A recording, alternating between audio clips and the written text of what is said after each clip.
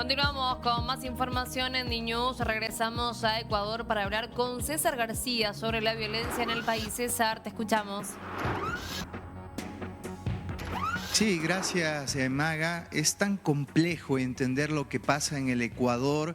Todos los días informamos al respecto de muertes, asesinatos, operativos, pero vamos a tratar de tener una mirada integral de qué es lo que sucede y por qué, a pesar de los esfuerzos del bloque de seguridad, tenemos cifras récords respecto a las muertes violentas que involucran inclusive a menores de edad. Me acompaña María Fernanda Novoa, experta en el tema, para poder analizarlo. Gracias, María Fernanda, por este espacio con Latinoamérica.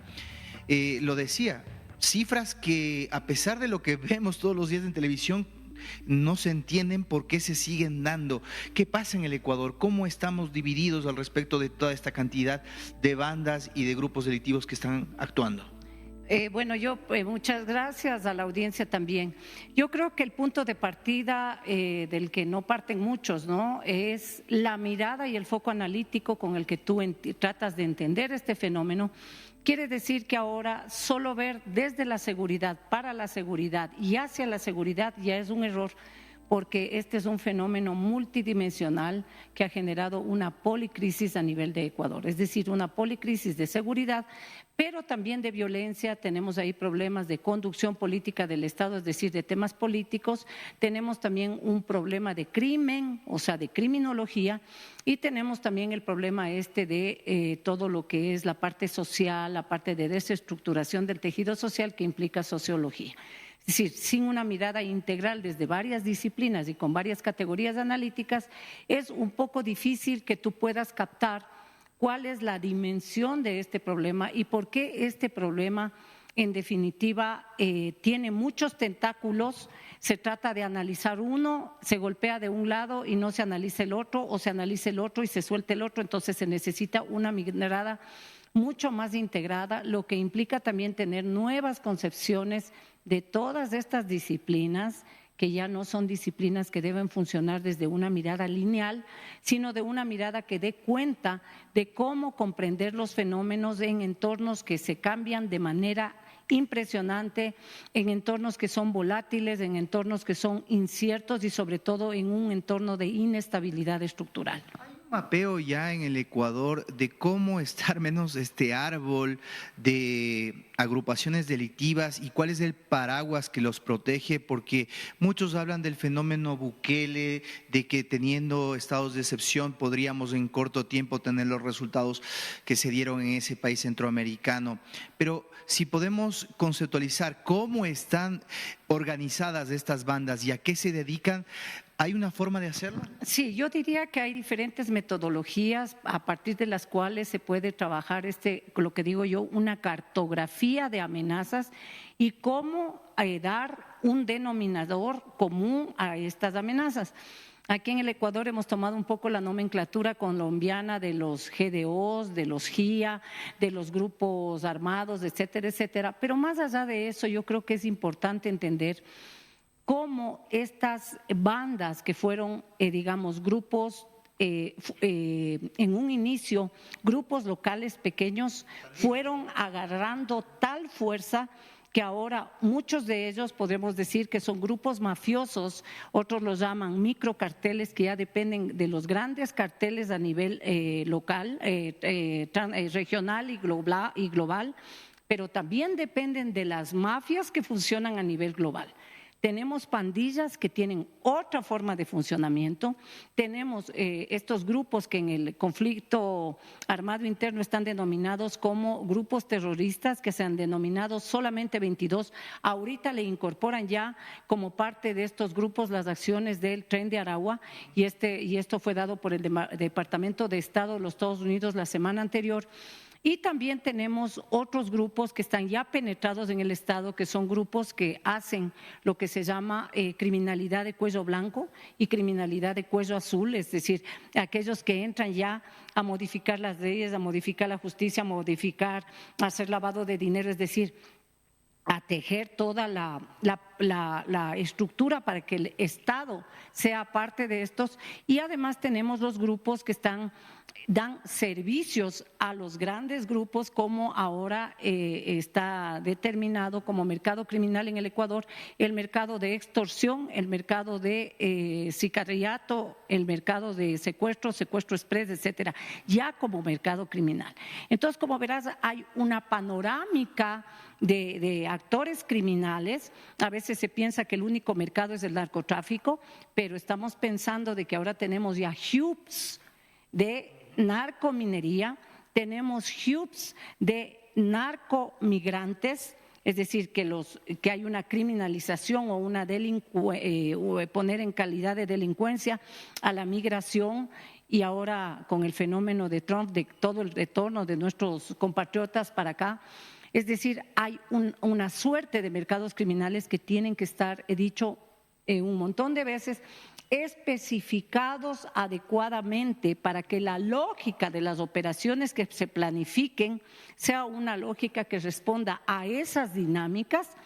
Aquí no se ha hecho, y yo he insistido varias veces en la necesidad de implementar la inteligencia cultural territorial para entender por qué en determinadas poblaciones son más cooptables sus habitantes, son más cooptables las autoridades, son más cooptables las dignidades, los dueños de los barrios, las cabezas de los barrios, los dirigentes barriales, etcétera. O sea, no es lo mismo pensar que en la zona 8 se van a comportar igual que en la zona 5 o en la zona 4 igual que en la zona 3, porque cada uno de estos territorios tiene sus particularidades, y si no se define y se entiende bien la dinámica de esas particularidades, no se puede entender tampoco cómo se fragmentan, cómo se polarizan y qué tipo de negocios inclusive hacen de manera confluyente. Es decir, hay redes entre actores criminales, de estos grandes actores mafiosos vinculados con los grandes carteles, que se unen a los de bajo nivel para lo que se llaman alianzas ad hoc, para controlar determinados flujos, territorios, rutas marítimas, aéreas, terrestres, etcétera. Pero también hay otros que se unen para cuidar los territorios, hay otros que se unen para penetrar las ciudades, como están ocurriendo, y algún analista se ha referido a estos denominados santuarios, que yo tengo mis reparos. Aún se han logrado comprender. Muy bien, María Fernanda, y termino preguntándote, bueno, la gran pregunta que se hace la ciudadanía, Latinoamérica, es, ¿esto puede ser revertido? ¿Hay una solución a esto a corto plazo? Porque estamos en medio de un proceso electoral en donde hay muchas expectativas alrededor de los planes de seguridad que presenten los distintos gobiernos.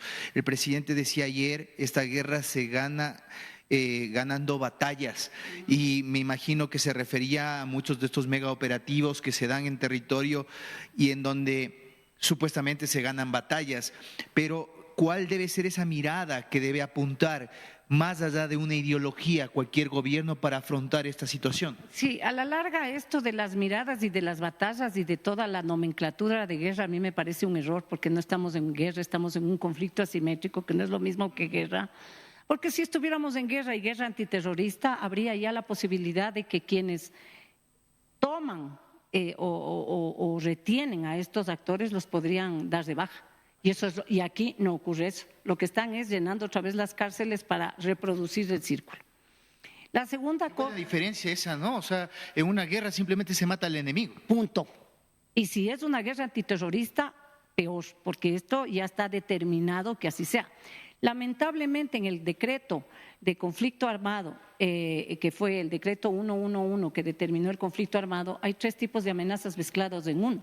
Entonces tú no tienes la capacidad ni las fuerzas del orden de hacer el principio de la definición de cada uno, de la distinción, y de acuerdo a la distinción de los grupos hacer el uso de la fuerza o el uso progresivo de la fuerza.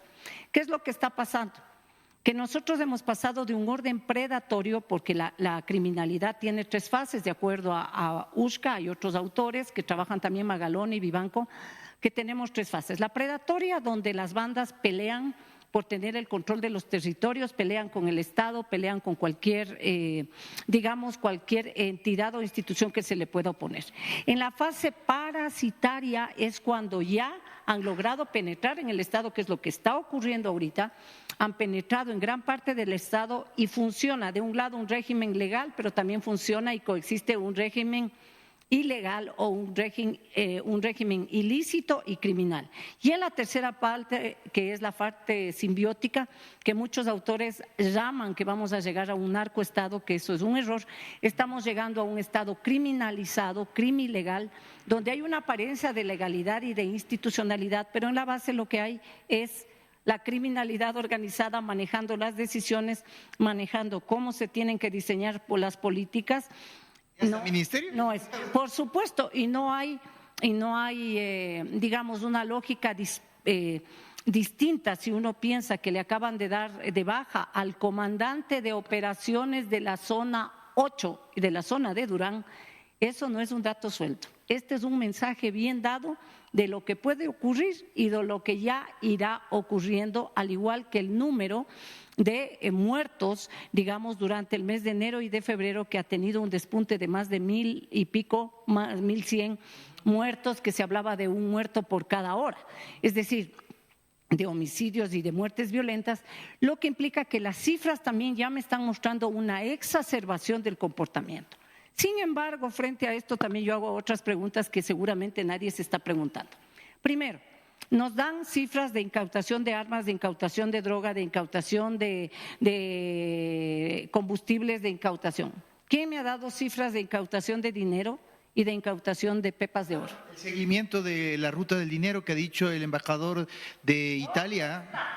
¿Dónde está? Porque el negocio más grande para poder sostener estas estructuras criminales es el lavado de dinero y todo lo que significa lavar y lo que es tener dinero, ¿no? Que se habla que aquí en el Ecuador mueven más de 30,000 millones, decía el presidente, y se hablaba del 30% del Producto Interno Bruto ecuatoriano, que no nos debe escandalizar porque eso en la región ocurre. Pero no ha habido ningún dato certero de cuánto dinero han decomisado. Y las pepas de oro, o sea, aquí las operaciones se hacen a cambio de, o sea, el sicariato, señor, de matando a a cambio de una granada. O sea, realmente estas son cosas que preocupan porque son cosas analíticas que quedan sueltas y que generan mucha preocupación por parte de la ciudadanía. María Fernanda, qué buen análisis. No se puede atacar lo que no se comprende, lo que no se analiza correctamente, y esto es importantísimo. No solo es la guerra que se libra, por decirlo como lo ha mencionado o lo ha definido el gobierno nacional en cada uno de los territorios conflictivos, sino también otras estrategias como la ruta del dinero, el lavado de activos, que finalmente afecta a toda Latinoamérica y en especial acá en Ecuador, en el marco de este conflicto armado interno que se agudiza día a día acá en el país. Sí, César, vamos a seguir analizando este tema, cómo va creciendo la violencia en este último tiempo. Ya regresamos.